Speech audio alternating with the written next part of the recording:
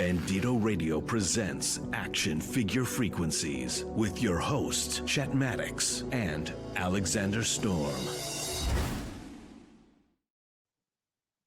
That's right.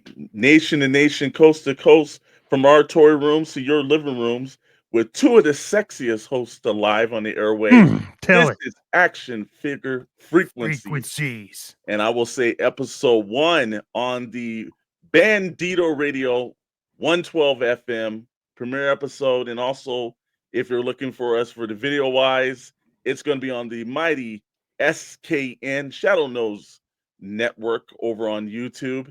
Chet, how the hell are you doing today, bro? Well, sir, I've got to say, it is great to be here on Action Figure Frequencies. I'm excited about it. We are, I do have to say, we are two of the sexiest hosts alive. Man. And it's just great to bring pure sex appeal to Bandito Radio, which is 112 FM.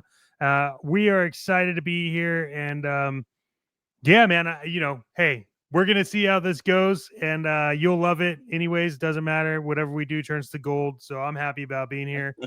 Welcome to the inaugural Action Figure Frequency show, my friend.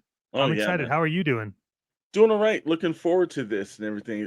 Brief rundown. We're going to go over a couple of topics today. So, through the hour or the hour and a half or the 2 or however long we decide to go, because we can do that because no one else tells us what to do. We do it. We set the bar. But we're going to run down one AI in toy photography.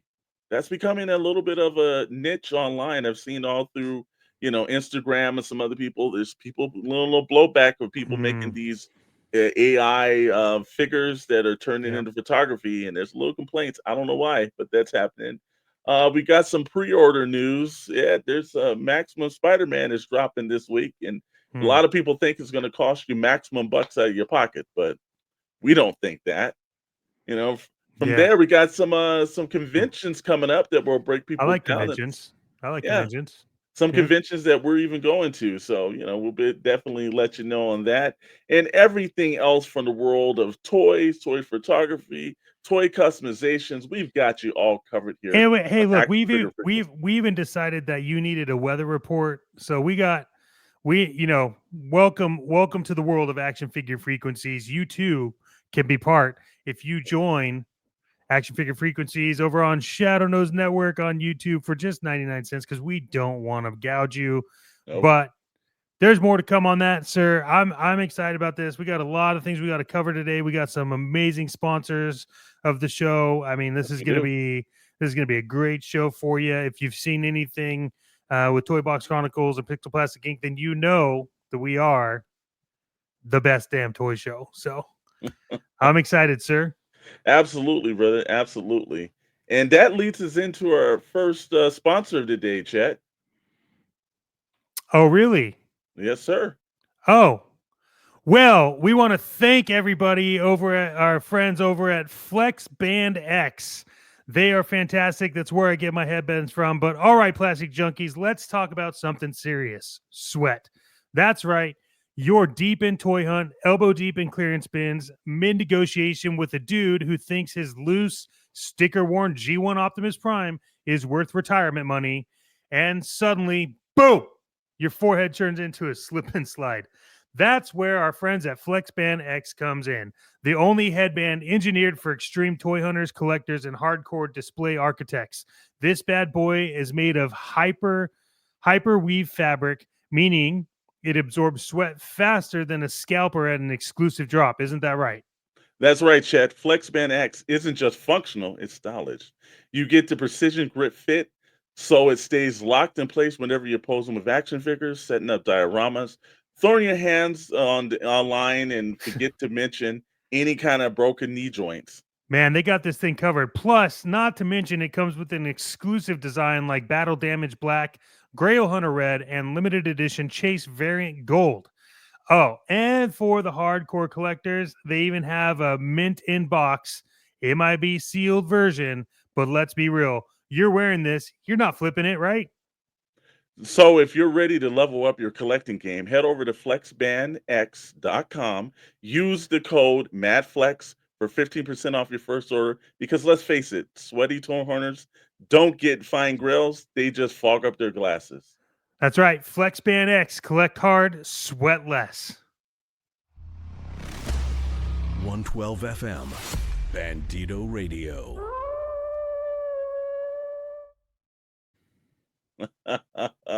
Flex That's Band. great sponsors, man. I'm excited about FlexBand. That is absolutely cool, brother. Well, like I said again, we're rolling into, the other parts of the day, and guess what we got to start off everything else with? It is time for hot points. Hot points, hot points, hot points, hot points. Hot points. That's right, everybody. We're talking about the hot point, the hot topic that's running through the toy world everywhere. And if you know me, I'm real passionate about some toy stuff. So I'm just going to let you know right now, we are talking about AI and toy photography and how some people think AI is fucking it up. And then other people think that, it's an enhancement. And here's my thoughts. Okay. I think that there is a time and place for everything. And while, some of these people here, this is what bothers me. You have some toy photographers who use practical effects, right? Mm-hmm. They use practical effects. Yeah. Now, you could argue that if they do 100% practical effects, maybe AI is probably screwing it up a little bit. But for the average person that shoots toy photography, right? They just put it down in front of it's like a one-dimensional fucking shoot, and they don't do any backgrounds, they don't do anything else. And so now you have apps you can use to cut out the action figure that then generate the background to put behind the action figure. And if you think that's gonna ruin action figure photography, well, we're gonna have to agree to disagree here, because if you're good at it and you don't need to use it, you're not going to use it, and people are still going to be driven to that. What are your thoughts on that? I've seen some of this popping up on Instagram, and I've seen some of it looks good, some of it looks like it's an AI. But again, we're from the philosophy of do you, and I think that that's the problem. Is if somebody's doing it, you don't like it, you don't have to actually watch their content, and you don't have to pay attention to it. And I Yeah. don't understand this level of why there's so many people that are getting upset with other creators. Again, if it's not for you, it's not for you. It's the same way. It's like, collecting the action figure line. If you don't collect Motu, that's fine. Yeah. I personally don't. That Sounds doesn't mean good. that you gotta basically crap on me because I'm doing the GI Joe. Just can't we both coexist in the world? So I see that. Look, some of the stuff looks really good, man. I've seen some where they've taken some action figures and they've made to life, and a lot of these toy photographers are starting to use it. It Yeah. looks cool, and then some just look like it's AI. It looks terrible. But I don't understand the outrage on the chat. Yeah, look, the outrage is just because people have nothing better to do with their lives. I think you either embrace it or you don't embrace it. If you find somebody you follow that starts using AI for their toy photography, and you're like, you know what, I don't want to support that shit, then just don't unfollow them. Stop worrying about whether or not something's going to ruin the industry. When the reality is that you never know. It may excite somebody to want to do more toy photography, and then get away from using AI because they can afford to do all the practical effects. Because let's be real, the people bitching about not using AI are the ones that have all the money to do practical effects, and that's real expensive. And sometimes you're paying like 10 times the cost of a figure for a diorama, a good one. And so that AI, I think, is giving people a way to do barrier entry. And I think people need to shut up. I think if you don't like it, you don't like it. You don't need to advertise it online to try to prove your point, to make other people feel bad about stuff that they're doing, because that, my friends, is how people just don't get into the sport, or they don't get into the collecting, or they don't want to be part of the group. And that's a bummer. Yeah, and I think you're right there. I think there's certain levels where it does limit fandom. I think there's a natural point where technology is always going to be something on the close end, and you've got to be accepting of it. I understand that people think, well, this is going to put people out of work and everything, and there's always that. There's always automation or something that's going to do that. It's going to threaten that in any industry. But I think that as collectors, this is where we should just be having fun, man, enjoying the things that we're doing, and just having fun. And there's been a bunch of toxicity that has been like passing itself through the toy collecting community and toy photographer community, and also the customization areas. You know, again, let's just have fun. Let's take it back to what it was. It's people playing with toys, having a good time, enjoying one another, and that's what it should be. Yeah, I think they'll figure it out, man. Right. You pay attention to everything that's going on, and it's just not conducive to building a community Right. or lifting anybody up or trying to get people into the collection. And here's the problem with that is, like, you and your group may be people that have like a bigger say or whatever in it, but if you start making people feel like they're not welcomed into a community, guess what? Like, toy makers stop making toys because no one wants to buy them. Because, Yeah. and so, and I think with, also, to be honest, with the crazy levels that AI is advancing, some AI produced toy action figure photography is really good. Yeah. Yeah, it is. You- And you know what? I'm starting to see, like, again, whether you're practical, it takes a lot of time to be practical. Yeah, a lot of people say AI is speeding up the process. That's not necessarily true too, because there's a learning curve for it as well. But I appreciate all forms of artwork. I'm sure at one point that this will be appreciated for what it is. It's just somebody said, hey, what would it be like to actually have my GI Joe collection, 3 3/4 figures, move around like they're live? And again, some of it looks great, and then some of it doesn't. But it's interesting to see where the technology pushes you. And, again, we always have naysayers. I remember when I was first into screenwriting, everyone did everything on, like, typewriters and everything. Then we moved into, processors. And now Final Draft came out. And no one really considered, like, Final Draft is cheating. But it kind of is. It kind of helps us move along and do our jobs faster. Well, Yep. the same way with the standard comic book artist and the colorist. Now everything's done in, like, you got Adobe, you're using that a little bit more in Photoshop. That wasn't cheating then either. It was just advancing the technology on. I think that this is going to advance. There's more toy photographers now than I think we've ever seen before, bro. Yeah, absolutely. And it's only growing, and Yeah, people are just looking for better ways to do it. And I'm excited about it, man, for both I am aspects. too. I am too. 112 FM, Bandito Radio. I love that wolf, man. Yeah, he's great. That moves us into our next segment, and that's toy news. And now, toy news.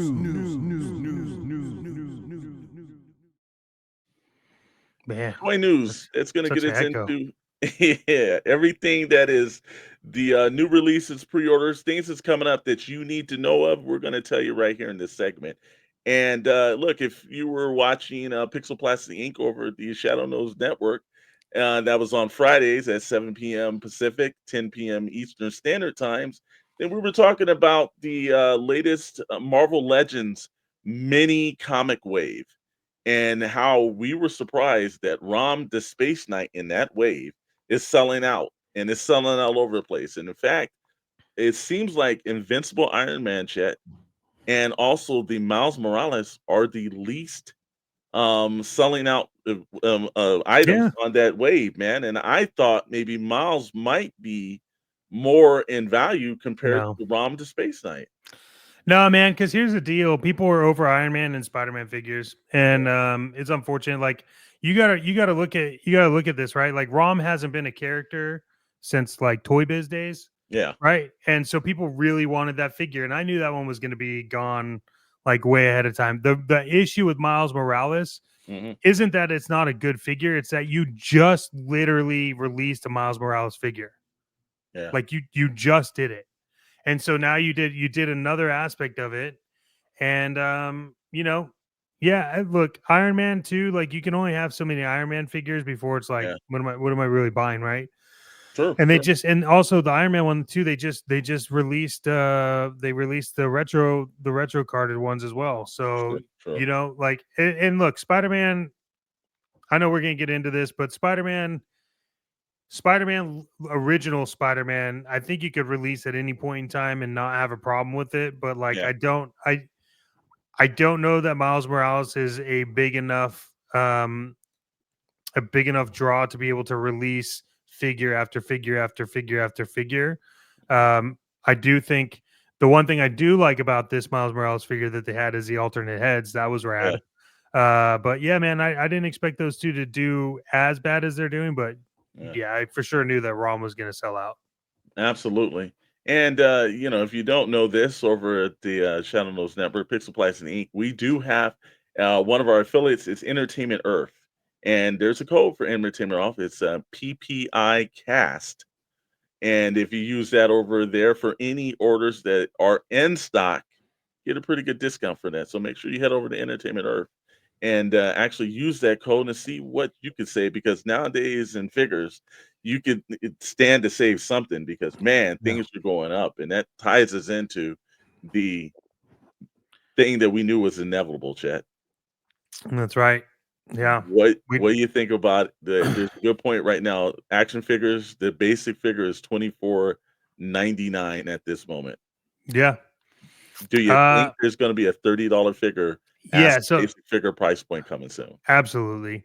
Okay. You said it. At this point it's $24.99. Mhm. I definitely think it's it's gonna there's a lot of outside things, and if you're not living under a rock, you can kind of pick up on Yeah. what we're talking about. But I think that the days of the $24.99 figure are going to be gone sooner than later. But it's kind of to set the expectations as we move forward into like what you know what they're releasing for figures and things that do that. Like, and here's the thing that's funny, right, is you have people that buy legends, and you have people that buy Black Series, and then you have people that buy classifieds, and like everybody bitches about how much it is, Yeah. right? Mhm. Those same people will go buy a Destro from Mezco for $110 and not say a damn word about it. So it's like you can't get mad if they say, hey, our Destro figures are going to $30, Mm. because you're okay with a Mezco figure being 110, when the reality is, yeah, Mezco is good. It's good, but also like you're bitching about a $30 thing that sits on your shelf, but you'll pay $110 for something that also sits on your shelf and does the same amount of work that the $30 one. But So here's the thing about that, though. Do you think because Mezco started off the price point at that price point, and there's never been like we know Marvel Legends at one point they were $14.95, then yeah, in 1990, so there's gradually been increases through the line. But like when you're doing things like Hot Toys is Hot Toys, Mezco and Mafex are the price points. You know what they're going to be. It's not like there's a cheaper version of it. It is. You yeah. think because the price points were established in the beginning and there's been no real kind of fluctuation, that's why there's not pushback? Um, Specifically speaking to Hot Toys, I think that Hot Toys is a different scale, Mhm. so I think that you get away with it. Um, Mafex Mafex is a little bit different because it's imported. So you're already paying for imports and customs and whatever else they have to put on there. Mezco's a little weird. I think Mezco started off wanting to be a designer brand, right? It's the same thing. It's the same concept as if you get into clothes. You Yeah, could buy like $25 jeans, or you could spend $125 on jeans, exactly. and then you're going to be replacing one sooner than the other, and that's just the way that it works. So I think that you have really two facets of toy collecting. You have the collecting one, and then you have the luxury brands, right? And your Mhm. luxury brands are going to be like Mezco, Mafex, Hot Toys, Mondo. Like those are all like luxury brand collecting, and I think that people were just used to that. Yeah. And where Hasbro comes into the problem is, we've talked about this a lot on like Toy Box and even like Pixel Plastic Inc. When it's really like Yeah, I do feel like Hasbro has kind of like shot themselves in the foot, and we'll kind of see what happens with this Maximum series that's coming out. Yeah. But I think for their regular brands, I think they really they kind of shot themselves in the foot. And I think, to my honest opinion, is 30 is the absolute highest that they could ever go to be profitable. And I think we won't see. I don't necessarily think we're going to see 30 right away. I Hmm. think we're going to see like a 26.99, and then like 6 months to a year go by, we're going to see a 28.99, and then 6 months to a year go by, and then we'll see like a 29.95. And I think that's going to be where they stop it. Hmm. Okay. I'm surprised. Well, like I said again, we all know about the whole thing about it being a corporation, and we know that there is a point where they have to get their shareholders' money. It's not something that they can just do and say, "Hey, we can keep this price point loose." Smaller companies can probably get away with that, but not bigger ones. But now, when you're looking at the price points and the changes, look, you're paying almost $50 for 40, $50 for NECA figures. I've Yeah. rarely heard anybody complain about that. That's their starting off price. There are a bunch of, like, I know that not everyone's like McFarlane. McFarlane basically tries to keep his figures kind of reasonable, but also some of McFarlane's construction is not as well as Hasbro's as well, and vice versa. McFarlane does things better than Hasbro, so you're getting Yeah. an offshoot on certain. But I think because McFarlane is not a major corporation, he can get away with trying to keep things decent for the fans. And actually, when you do see McFarlane, he's out in front center with fans, so he's hearing those complaints. You can tell obviously he's a fan of the action figure community because he spends so much time interacting with them. Now you look at a la Super 7 where their price points are, even on their reaction lines that are less than about the 3 3/4 phase, they're charging you $20 for that at this moment. So, I there's all this preconceived notion that it's just Hasbro that they're going up, but like every company has been slowly increasing their prices. I don't see anybody other than the only time I've seen it was Bobby Valla did over Valaverse. He did lower down the price of Action Force figures because he was getting some deals. He passed that back on to the consumer. Very rare for anyone else other than I think him and McFarlane that keep that in mind. So, but again, two different beasts. They're not major corporations. They're Yeah. run by pretty much one person, and they can kind of make those decisions. How much money do they need to make? They can actually say I can pass this on, and I Yeah. think it builds brand loyalty. Yeah, and I think it's good. Like one of the things, like just to kind of to your point, is I love the McFarlane Batman animated series figures, Yes. but they don't stand. Yep. Hmm. Like they just don't stand up. It bothers me, but I love them. They're great. I hate them because they can't stand. But McFarlane knows that, and he gives you stands. Yeah, But when you look at the way those look like they're straight out of the animation. they do. So Mhm. so I appreciate that. People don't bitch about NECA because NECA's always had bulkier figures. They've always made Yeah. like a little bit heavier plastics. Now, obviously, everyone bitches about NECA because they put Yep. their, that they made a stupid mistake. But yeah, I think we're almost there to that 30 figure. I think just to kind of touch a little bit on this, the Marvel Legends Maximum Series pre-order is going to be coming out for Spider-Man, Yeah, yeah, and from and Access I Center. think that we'll see where we're going to land on the regular figures once we see the pricing on the Maximum Series. What do you think about the Maximum Series?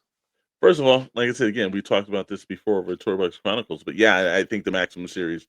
Look, you're going to get a definitive Top McFarlane version of Spider-Man. You're going to put him in poses that he's never been able to do before, and it looks fantastic. And if Hmm. those photos that they took for the toy photographer at Marvel Legends, if you can produce that at home, it's a win because it does kind of have, even the box kind of looks like a Mafex version of like an American product.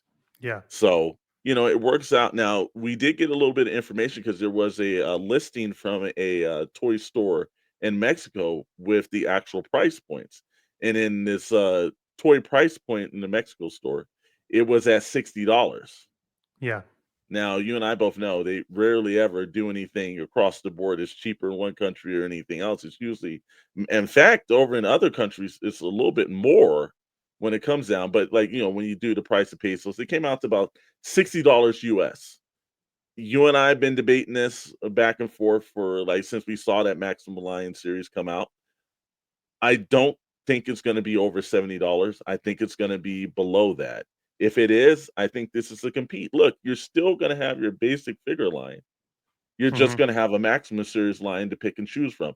And here's the one thing, Chet, that I don't think you don't have to buy the Maximum series. If you don't want You it, mean I don't have to buy it? you don't have to buy it. I So don't have to buy it. Guy, did you hear that? I don't have to buy it. That's crazy. Well, I'm gonna bitch about it anyways, because that's what I do.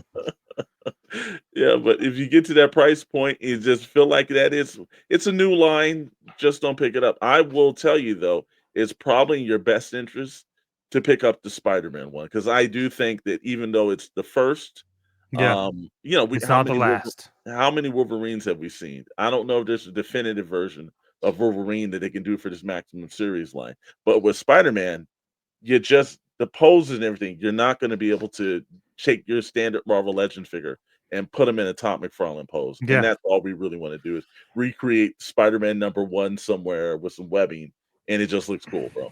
You know what? You know what's crazy? All this talk of Spider-Man's really made me thirsty. Yes, it does. Yes, it does. And that leads us in to our next sponsor. And that's going to be True Hmm. American Beer from the True American Beer Company.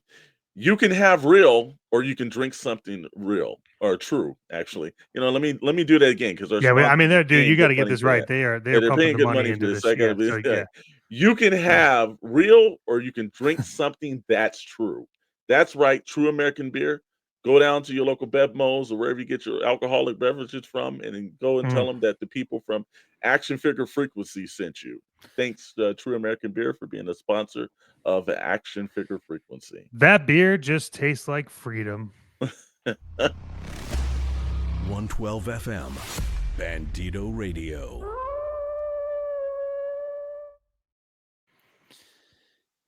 Oh man, you know what? You know what goes good with beer is trying to figure out, you know, what if the temperature is just right outside, or if I have to stay inside. Because that's how I want to know where I'm supposed to be drinking my beer. Which brings us to our And now, your weather forecast with Alexander Storm.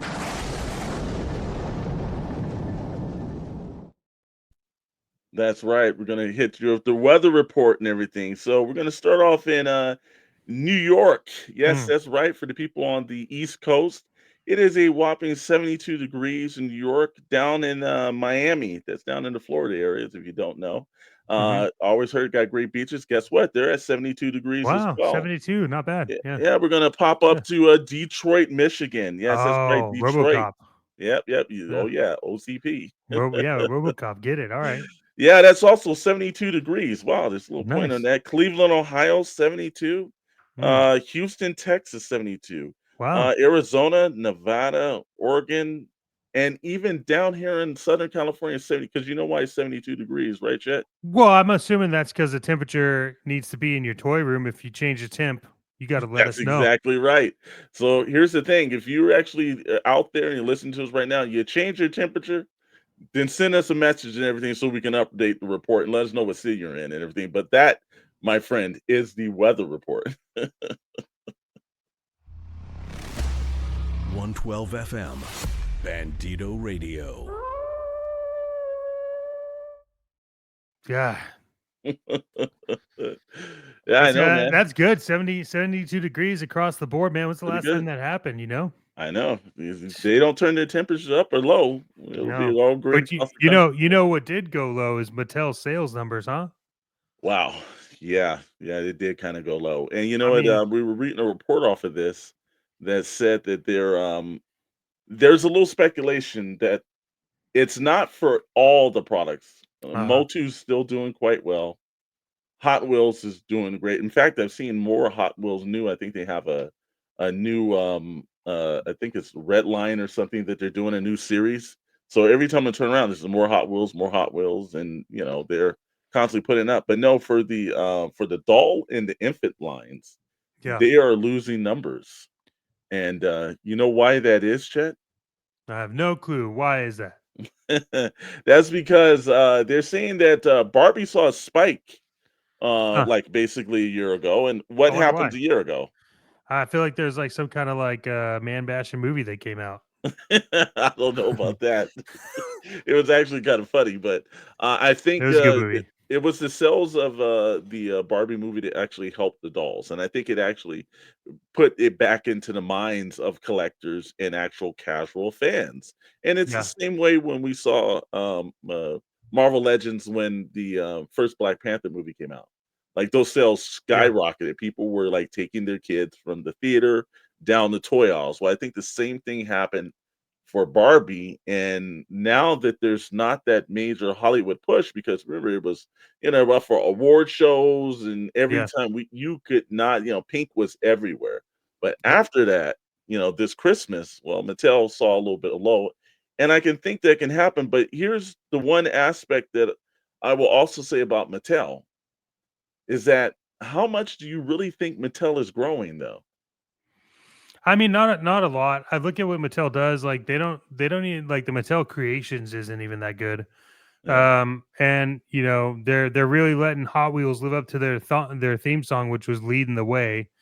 right. Um, and if you remember, Mattel, it's interesting because the numbers dropped here, and then Hot Wheels seems to be doing well. And if you remember back, Mattel announced a partnership with an anime company to Yeah, produce Tokyo Pop. Tokyo Pop to produce animes on Barbie and Hot Wheels, and then one other Mhm. one, right? So, Yeah. um, so look, I think it's they're cool. They got the Motu line, but they also have a bunch of lines that they just haven't brought back. And it's like we were talking about this the other day off air. Yeah. One of my favorite runs, which obviously, granted, the cartoon wasn't that good, but the toys were innovative, which was Dino Riders. They bought the license to that through Tyco, Mhm. and I think they just need to go back and tap into some of the older stuff to bring it back because nostalgia is winning right now. Like it really is winning, right? Like Nacelle's doing Biker Mice from Mars. There's Street Sharks, like a bunch of stuff's all coming out that people are like, oh yeah, okay, Playmates is re-releasing TMNT, but with Yeah. more like articulation. So Mhm. um I feel like Mattel's just kind of like but okay, so back prior to like 2019, the Mattel booth at San Diego Comic-Con was Yeah, real it was. good. Mhm. People were there to like figure it out. Yeah. And then Hasbro just put more effort into it, and it is what it is. And I, what is Mattel doing to keep Barbie in the minds of people when they're trying to shop for toys? Because you have Monster High, which is great, you know, but Mhm. like, what are you doing, Barbie? And I think a lot of people realize that, I knew someone that was collecting all the all the holiday Barbies, Yeah. and Mhm. because they thought that they were going to be worth something, and it turns out like a holiday Barbie from like 1990 is worth like $20, and Mhm. they probably paid like 30, 40. So uh, I would like to see it turn around. Um, but like now they're gonna start doing Jurassic Park and no one asked for it. So, Yeah, and I think that's yeah, you're right, because with that Jurassic Park Rebirth hitting, theaters in the summer, then that's another line, but again, you and I have had this same point about Jurassic Park. Look, I think that they do the Hammond collection. If you go to any Ross or you head into the Ollie's on all the East this. Coast, you've seen Jurassic Park all over the place, whether it's the Transformer, collab that they did. That was the thing over the Christmas holiday season, that everybody was running to Ollie's to see if they could get that for like 20 bucks. But Yeah. I've seen the Hammond collection all over the place. They're nice looking dinosaurs, but it's just a dinosaur. So Well, like, yeah, I mean that's what blows my mind. Like, I don't know when the last time you looked at Dino Riders. yeah, Those dinosaurs were better quality than the Jurassic Park crap they're putting out. Like mm, legitimately better quality. And like their Brontosaurus is 33 inches long yeah. for And see, Dino Riders. I think they've again, I know they're gonna focus because what it seems like they do, and it's could be me, seems like they're suddenly, other than the Hammond collection, they're repurposing certain molds that they've had before and transferring over to a new line. And I think that this one too, look, I don't think Jurassic Park is helping Mattel either, because it seems like the last several films is like, There's no crazy vehicles. There's nothing really to help the lore as well either. It's just like, it's new characters and same old dinosaurs. So I think that it's kind of hard to put it together. I think if Jurassic Park went to a completely different version of it, yeah, and then we know that Mattel had the problems trying to do their Mattel creation and the Jurassic Park gates that didn't seem like that was that interested from the fans. No. So I think and then there's 3 lines of Motu that they have. It's like, maybe you're right, taking some older lines and bringing them back from, obscurity. Also coming into it from the point of maybe creating some new lines, trying to build some new lore, may help them as well. But I think that right Look, now they're stuck with characters that just aren't really kind of moving. the reason why the 80s and 90s were so hot for toys is Yeah, because they were taking chances on IPs that didn't exist. true. And Mhm. so, like Mask is one of those things where they took a chance on an IP that had a hit for the first season, and then they let people screw it up for the second season. And even TMNT first season is animated way better than second season. Yeah, it is. And then third season gets real bad, and then they kind of slowly start to come back to the original company that did it. But now they're not taking any chances. It's obvious, you can tell, because no one cares about Power Rangers anymore, but for some reason they still have a budget to make toys, but Yeah. nobody cares. Like, literally no one cares about Power Rangers. That based on what's in there, So, well, we'll see what happens. Yeah, well, they can definitely have a little bit of resurgence and everything else that. But you know what, man? I've got a glare in my eye for some strange reason. I Oh, wish do you? there was something that could help me with that. Yeah, well, there is. For everyone out there that's wondering, hang on, where does Chet Maddox get these sexy glasses? Well, we're happy to announce a partnership with SolarFlex, which is fantastic. They're high performance shades. All right, gamers, listen up, because your boy Chet Maddox is about to change your life. You ever step outside ready to flex on the world, but bam, the sun's out here griefing your eyeballs like an overpowered sniper camper? Yeah, no thanks. That's why I rock SolarFlex shades, the only sunglasses engineered with gamer vision technology. These bad boys don't just block UV rays, they enhance your in real life, or as you guys like to call it, IRL reflexes. I'm talking glare reduction so crisp you could no scope a watermelon from across the park. Plus, they've got anti-sweat grip tech, because let's be real, gaming might be indoors, but we still sweat under pressure. And for my streamers out there, SolarFlex has blue light reduction lenses, so you can go from dominating the leaderboards to dominating that beach without frying your retinas like a graphics card running on a toaster. So, if you want to look good, see better, and flex harder, head over to solarflex.gg and use code ChetVision for 10% off your first pair.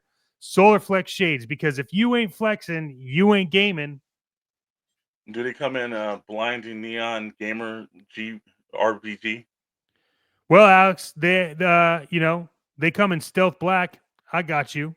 SolarFlex shades. Flex your vision. 112 FM, Bandito Radio. That leads us into our next ad. Well, what's very interesting, I will tell you that. Have you ever had a situation where you just bought a toy and you just were dissatisfied with it?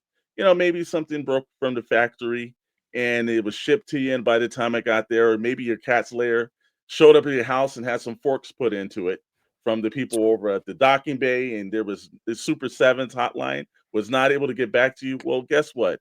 There is an attorney out there that is taking advocates for you, bro. And that Awesome. is Timmy Mint, a 20-year toy vet, advocate attorney that's out there from the law offices of Mint and Mint. If you have any kind of problems, whether your Kung Fu grip doesn't work, whether you pay too much for your HasLab, whether you just never even got your HasLab, call the fine people over at Mint and Mint law offices. Speak to Timmy Mint.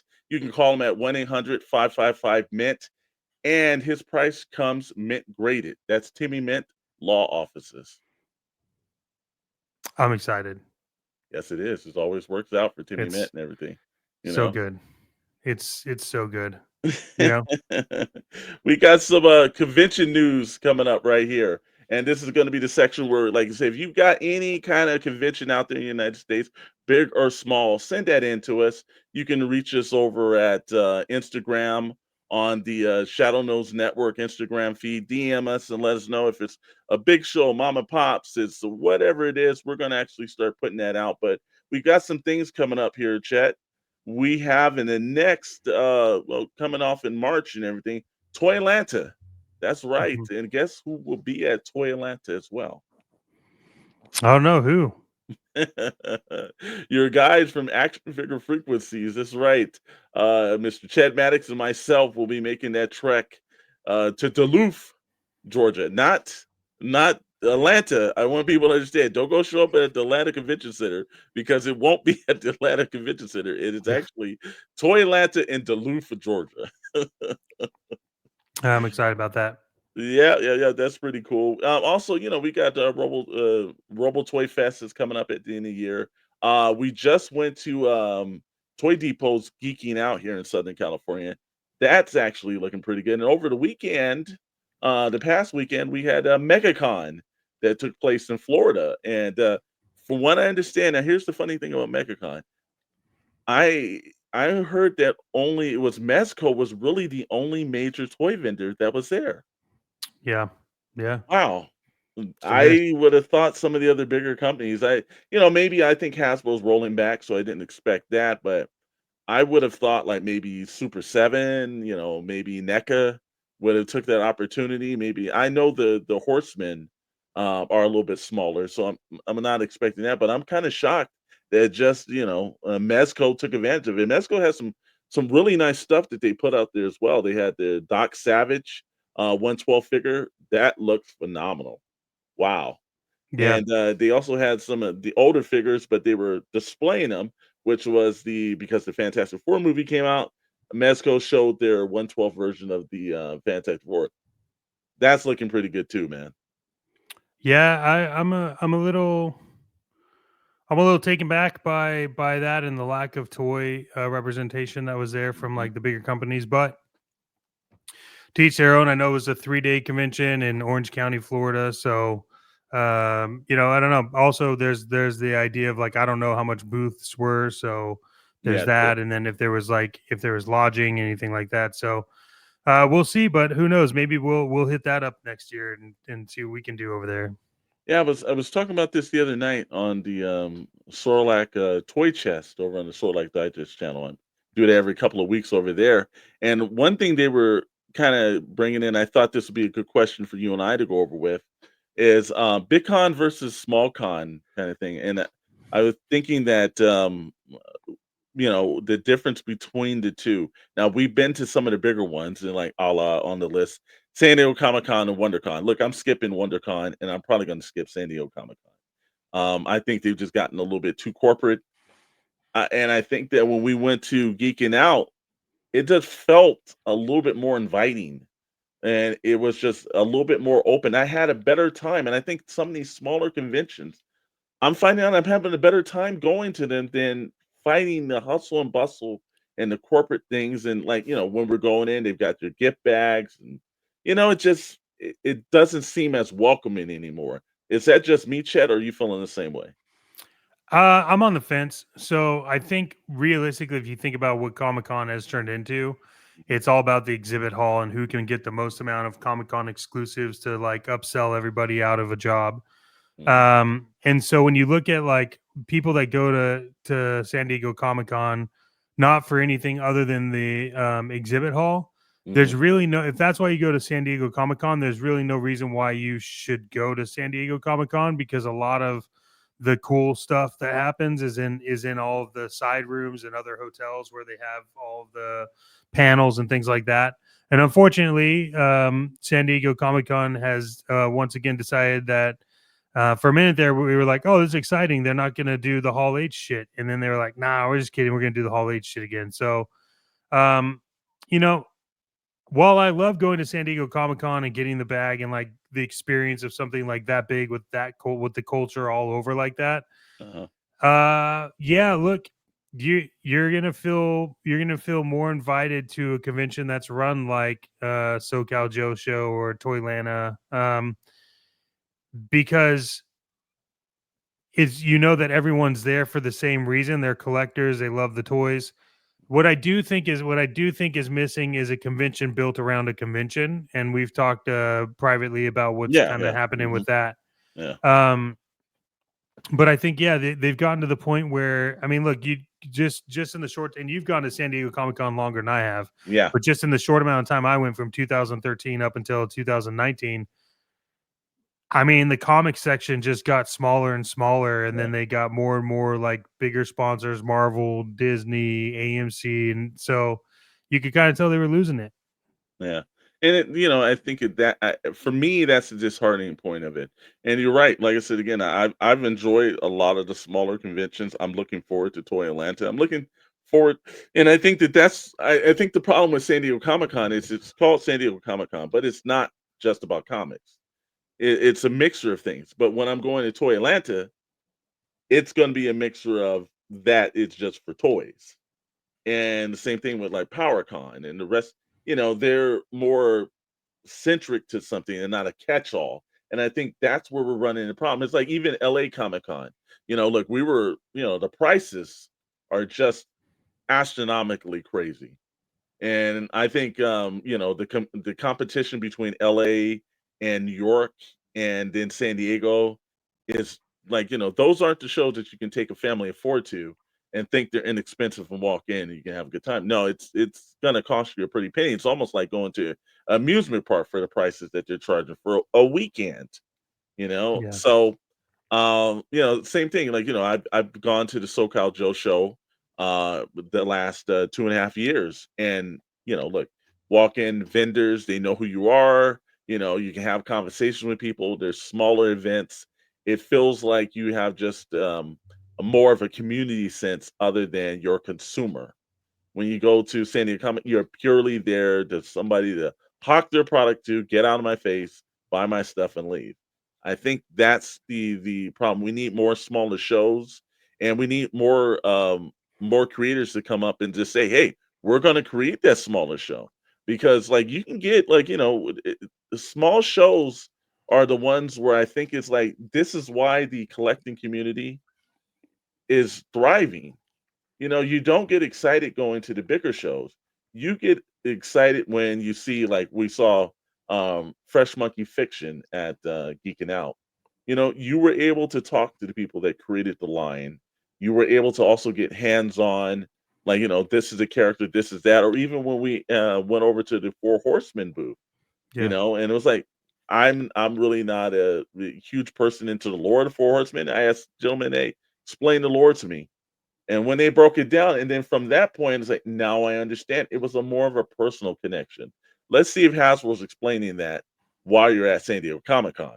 No. I don't think I'm going to get that same kind of treatment. So, you know, it's a shame, man, but this is what it's coming to. But I am looking forward to making that trek out to Toy Atlanta. It's going to be fun, brother. It's gonna be different. Yeah. I'm into it though. I'm into it, man. Yeah. What Uh, do you think about all these rumblings of McFarlane? Yeah, you know what? Yeah, there's been a couple of rumors that's been popping up that we've heard about, and it's interesting. Everyone knows that. Well, if you don't know by now, you should know. Diamond Distributors is went to bankruptcy, and from that, look, some companies come out very rare, but some companies do come out of bankruptcy. I don't think Diamond will because of the amount of money. Now, one thing that Diamond also owns is Diamond Select.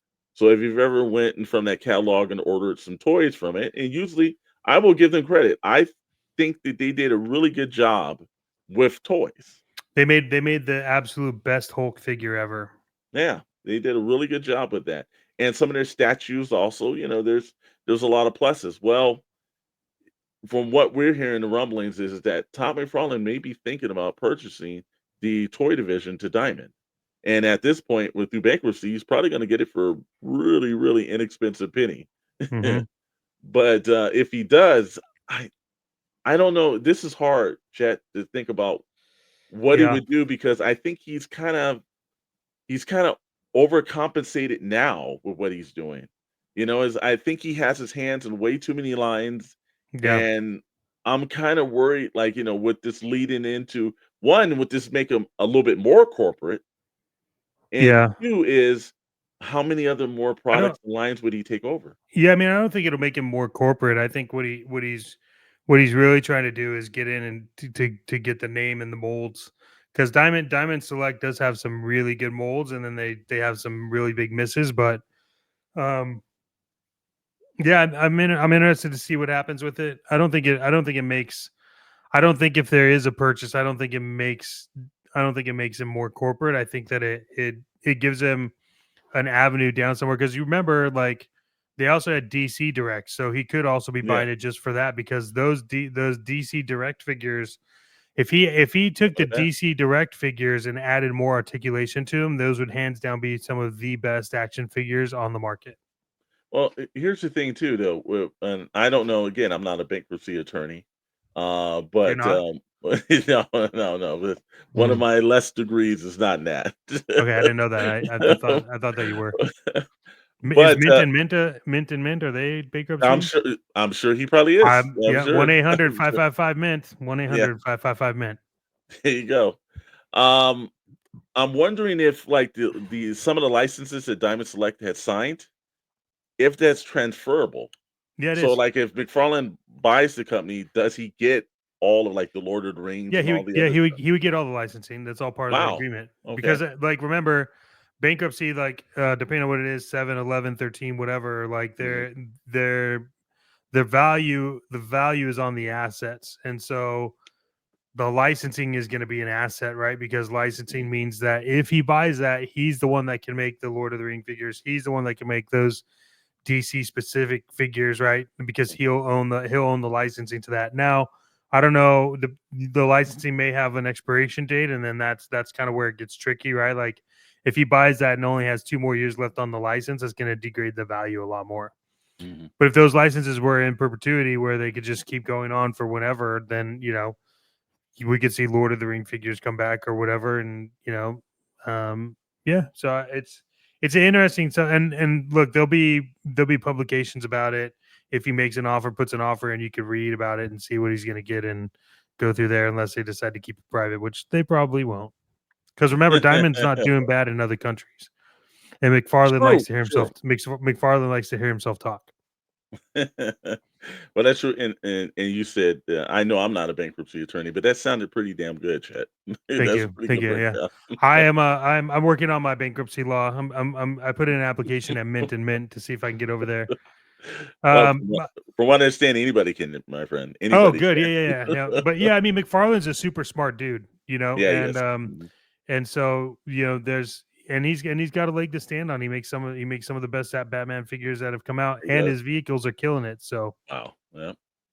You know what, man? This feeling a whole little thing, tired, huh? yeah, I just, for some strange reason, man, I Yeah. know that we're reaching this hour point, but man, I don't know if I've got enough energy to make it through. I wish there was something I could do to boost up that energy. Anything that could go down with that, Chet? Oh, well, I'm happy that you asked, because that brings us to one of our favorite sponsors of the show, Figure Fuel Energy. That's right, Figure Fuel Energy is fantastic, and you know what, toy fanatics, let's talk about the energy. Whether you're hunting grails, posing figures, building dioramas, or deep in custom paint job, you need the fuel to keep going, no matter what. Hold on, let's start over, okay? Because they paid me a lot for this shit and I'm messing it up. All right, let's start over. Cut, take, pretend like you didn't hear that. All right, toy fanatics, let's talk about energy. Whether you're hunting grails, posing figures, building dioramas, or deep in a custom paint job, you need fuel to keep going. And no, I'm not talking about lukewarm gas station coffee. That stuff tastes bad. I'm talking about Figure Fuel, the ultimate energy drink for toy enthusiasts. With our Electro Surge Caffeine, Steady Hand Precision Blend, and Shelf Warrior Stamina Boost, this bad boy keeps you sharp, steady, and sculpted like a premium import figure. That's right, Chet. Whether you're a loose collector, an MLC protector, or a custom creator, Figure Fuel has your back. And it comes in 3 collector grade flavors. Three Total flavors? Absolutely. Whoa. Prototype punch, because Oh, every great collection starts with a concept. it does. Blitzer Pack Berry, so fresh, Ooh. you should have had it on a peg hook. Peg And hooks. glow in the dark grape. That let me say that again. Glow in the dark grape. So if I Because drink this, I glow in the dark? I don't know about that, No, but okay. Because I feel I don't think that's good for you, but all right. but because real collectors don't need sleep, they just need to recharge. And for those long nights painting customs, designing displays, or just scrolling eBay for a deal that doesn't require selling a kidney, no crash, no jitters, just pure collecting power. So hit up figurefuelenergy.com. That's figurefuelenergy.com and use code TOYPOWER for 10% off. Again, figurefuelenergy.com and use code TOYPOWER for 10% off and fuel your passion like a legend. Figure Fuel, because shelf space ain't gonna fill itself. 112 FM, Bandito Radio. Wow. It's almost as if we bought stock in that company. I know, I'm excited about Figure Fuel Energy. There, I am too. that is a really good sponsor, man. Hey, Absolutely. everyone, we want to thank you so far for being for joining us here, Action Figure Frequencies, over on Bandito Radio 112 FM, with two of your sexiest hosts to ever bless the internet, Mr. Alexander Storm Yes, and sir. myself, Chet Maddox from SKN. We are excited you're here with us. And this is a part in the show moving forward, because this is episode 1, where we call it the fan mailbag.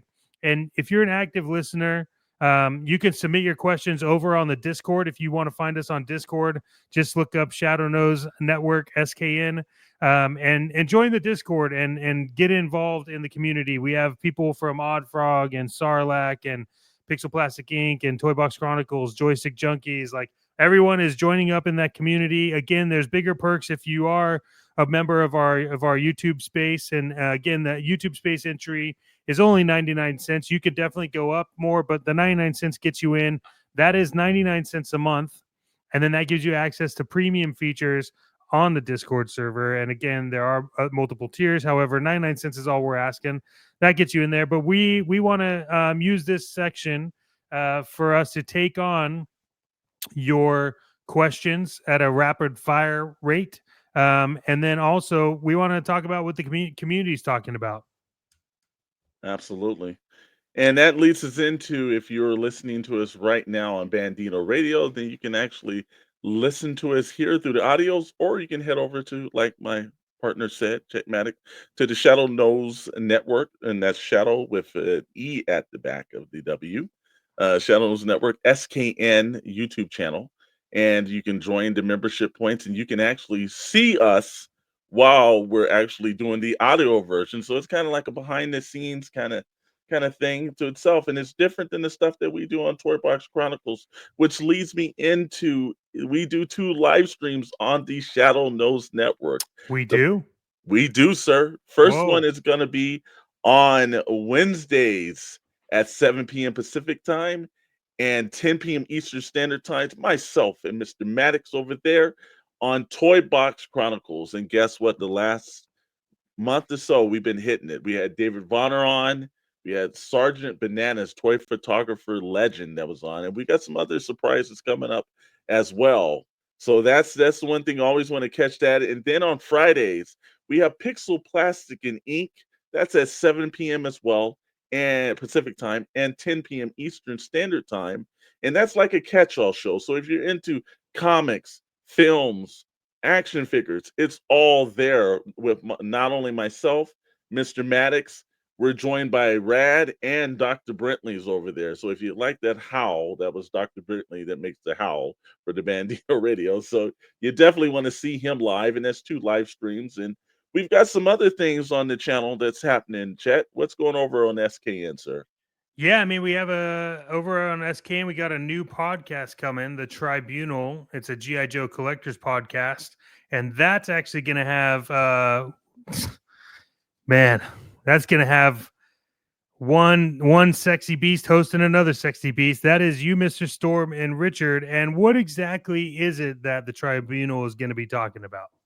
Tribunal is a GI Joe collectors podcast. That's right. We're diving into the world of Joe. Taking it Actually, on. I have Taking it on.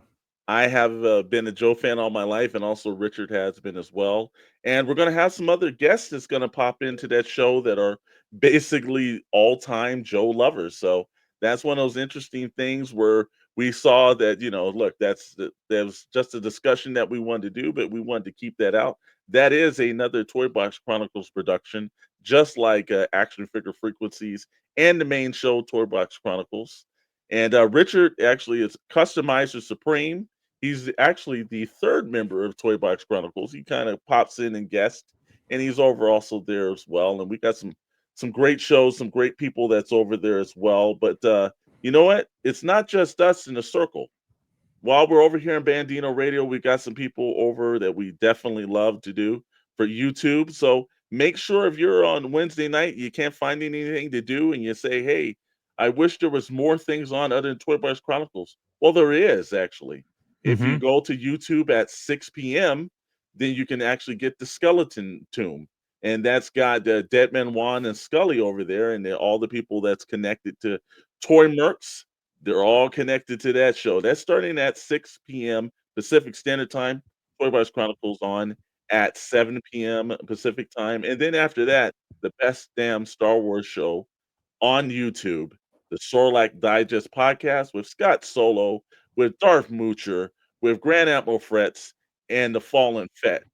Let me tell you something. If you ever want to know too much information about Star Wars, well, they're the guys that give it to you because, Yeah, it's other people nuts. say they know Star Wars. Those guys live and breathe Star Wars.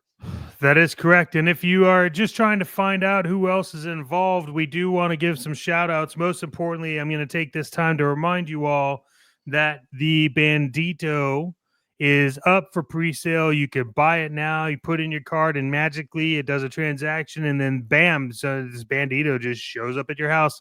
Again, we have a whole collector's channel on that. Bandito also has their own Discord. We're looking to see how that goes. So far, it's been great. The Bandito is an awesome product. We're excited about it. But we also have our friends over at Toy Merc, the Instagram. You can find them over there. It's Toy MERC. It's a community for the community, by the community, and we have Deadman Juan. That's WON. Okay, I've been corrected multiple times by that guy, which is fine. He's a great dude. He's been on a lot. And then also Odd Frog Entertainment. You're going to want to go check that out. Subscribe to that faster than later so you could have that low subscriber count number. So when they blow up, you could say you were one of the first. And then I would be remiss if we didn't mention it, but Blitz Transmissions YouTube channel is a powerhouse in the making. Go check that out. Blitz Transmission is fantastic. Absolutely, Chet. And you know what, man? We've been diving in deep and everything, and I just had my figure fuel. But Yeah. you know what? I think it's going to kick in a little later, man. So I think we're getting ready to end this first episode of Action Figure Frequency. Now, let me tell you something. You might have looked at the time and said this is only an hour. Well, we might surprise you because it might be one time 2 hours. It might be 3 hour show. Hell, we might even do a 12-hour show. No one knows. Absolutely. Well, for myself, Alexander Storm, and for the lovely Chet Maddox. I'm gonna let you use your catchphrase to close out us, brother. Ooh, what am I catching? You can't catch it. That's the whole point. You got to go out there. You got to chase that plastic dragon. And remember, don't tell your significant other because it could lead to some not so good things. But we want to thank everyone for joining Action Figure Frequency. And until next time, I don't know. We'll see you.